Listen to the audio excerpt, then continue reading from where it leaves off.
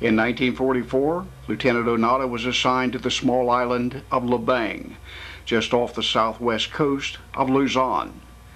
Lieutenant Onoda was told that he must not surrender regardless of the circumstances, and that the Imperial Japanese Army would return one day.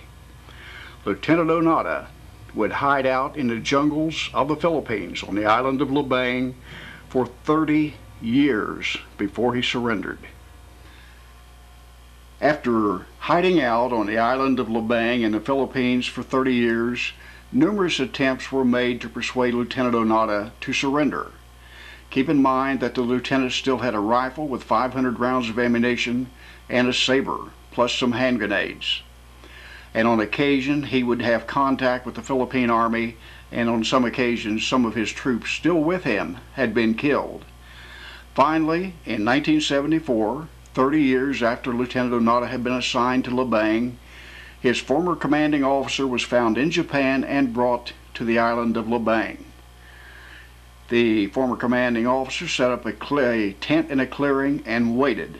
Finally, Lieutenant Onoda came out of the jungle into the clearing, and his commanding officer ordered him to surrender, which he did.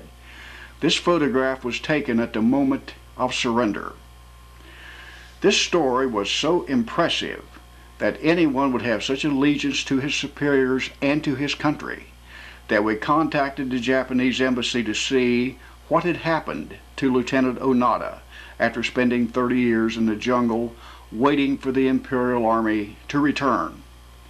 It seems that Lieutenant Onoda was taken back to Japan, where he married, and 1 year later emigrated to Brazil.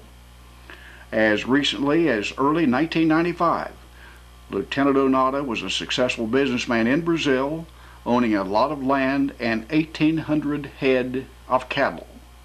Lieutenant Hiroo Onoda. They told him not to surrender, and he would not.